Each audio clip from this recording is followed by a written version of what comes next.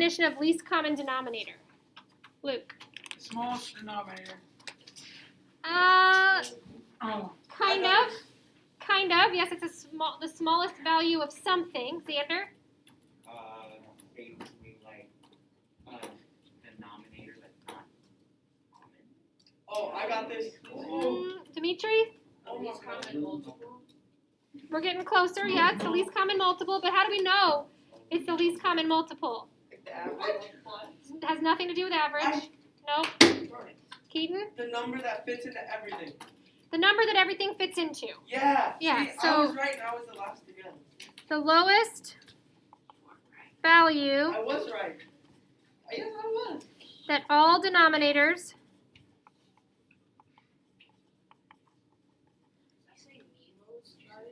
it's THE, the lowest value that all denominators can go into evenly. Evenly is the catch there. If they don't go into the number evenly without any remainders or leftovers, as maybe you learned in elementary school, then it's not a least common denominator. I like to get rid of like the remainder thing. Yeah, that was pretty cool. I like doing that. You have to figure out the decimals. You have to figure out the decimals? So what would the least common denominator be for 4, 2, and 6? That would be 2. 12. They can all go into 12 evenly. So we'll show that by saying that 12 divided by 4 equals 3, 12 divided by 2 equals 6, 12 divided by 6 equals 2.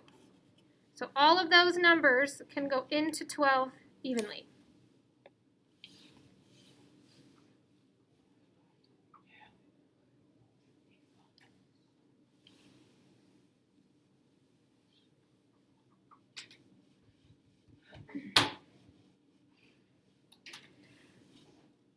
All right, so now we're going to move on to, this says number 4, but you can't see it. It says multiply each of the fractions above. We're going to cross out the word fractions, write terms above by the least common denominator. So we're going to take 3/4 times 12 over 1x equals, we're going to do 1/2 times 12 over 1. We're going to do 5/6 times 12 over 1x. And then we're going to do the -1 times 12.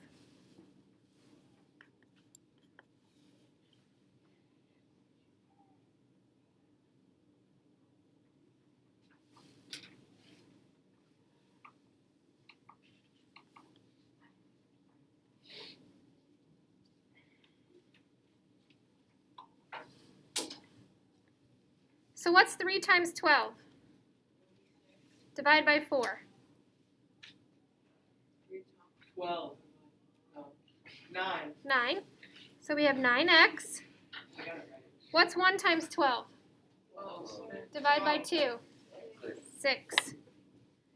What's 5 times 12?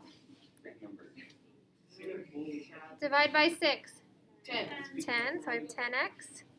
And -1 times 12 is just going to be -12. So now my new equation is 9x plus 6 equals 10x minus 12. So I took each of these terms and I put them back in where they would go into the equation.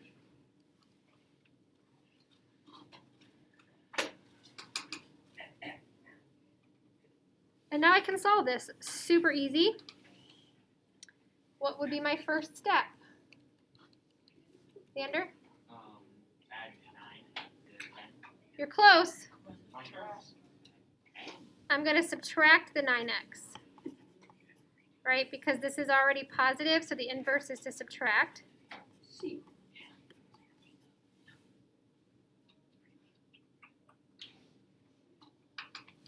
So I have 6 equals 1x minus 12. You don't have to put the 1 there, but some people like to know, like, where did the 1 go? It's still there.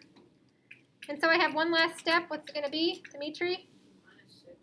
Nope. Plus 12. I have to move the 12 away from the x. So I'm going to have 18 equals x. Okay. Now you guys are going to put your pencils down. You're just going to look, listen, learn. Because there are still some skeptics out there, some people that don't believe me that clearing the fraction is in fact easier than just leaving them in there. So I'm going to show you up here all the work it takes to clear fraction, to actually solve it when you have the fractions in there.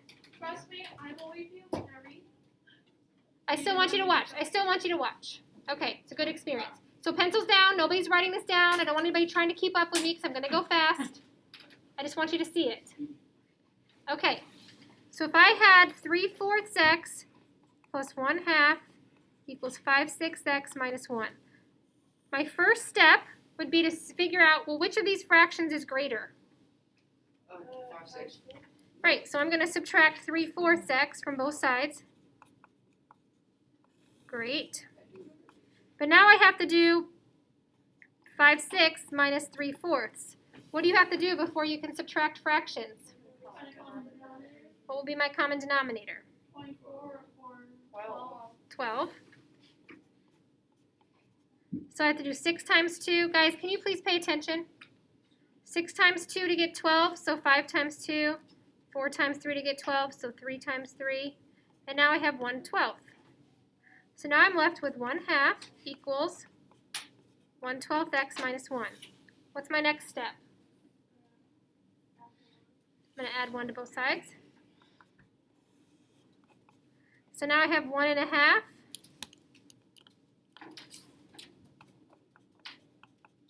equals 1/12 x. What's my next step?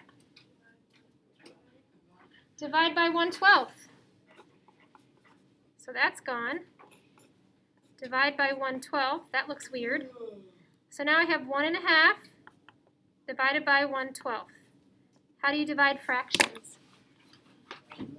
switch, change, and change the mixed number. First, I have to change the mixed number into 3/2 divided by 1/12.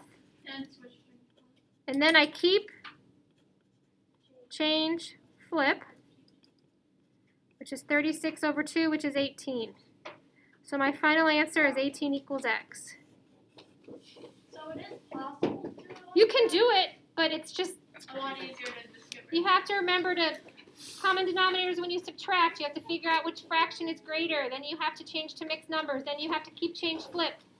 It's a lot of rules to remember, as opposed to just getting rid of them. All right, turn the paper over. Oh! All day people have been super disappointed because there's a back. I saw it a minute ago, so I already knew it was. I didn't know there was one. I know. Okay, somebody tell me which was easier, clearing the fraction or keeping the fractions? Clearing. In my opinion, it's clearing.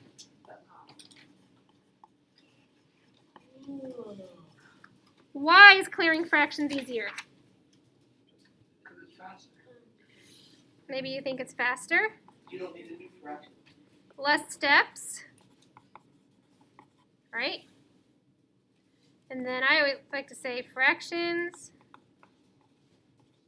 are messy, right? There's a lot you have to remember with fractions. They're not our friends, that's for sure.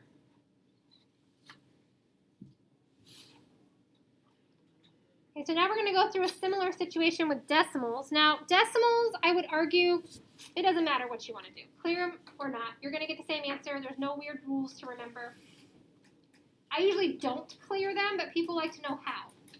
Okay, so we're going to just ignore this for right now.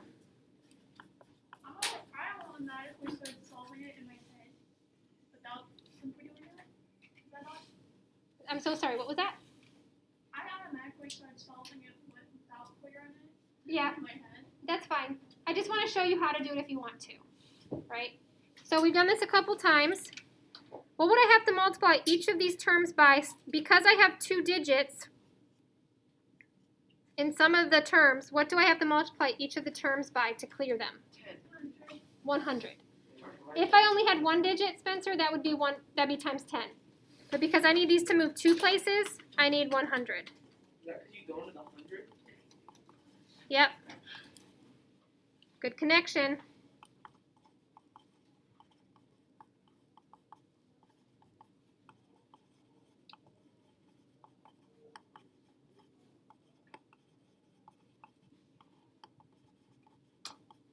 right? And if you don't believe me, I mean, you can get out your calculator and do 1.5 times 100, 2.55 times 100, and you're going to get 150, 255, 75.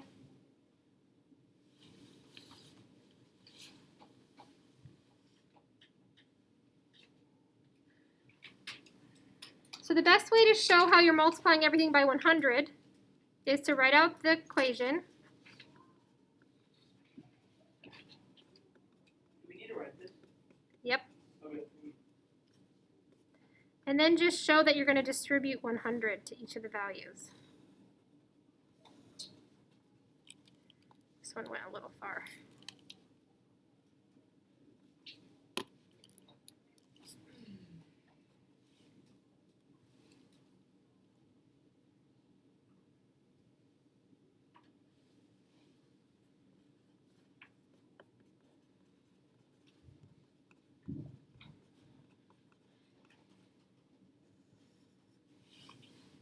Again, since you get to use calculators, it's fine if you want to leave the decimals, as long as you feel really good about entering in decimal values into a calculator.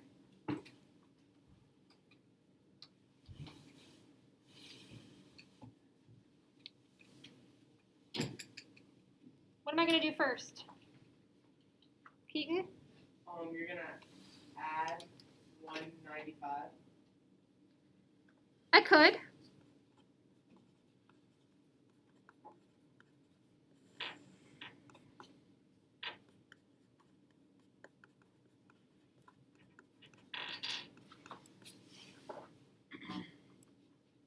Or you could have subtracted 75, whichever one fits, like your brain does first. All right, then what's my next step? What do I absolutely have to do now based on this problem? Subtract 75. I can't subtract because then I have everything over here.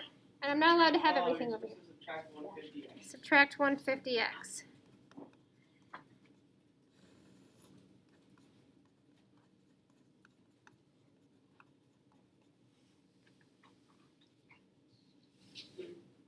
So either direction you went, you're still going to get the same answer.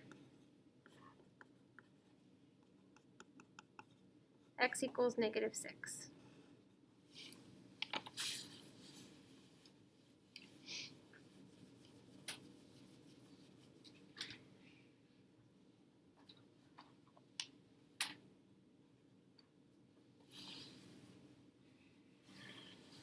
All right, that's where we're going to stop for today.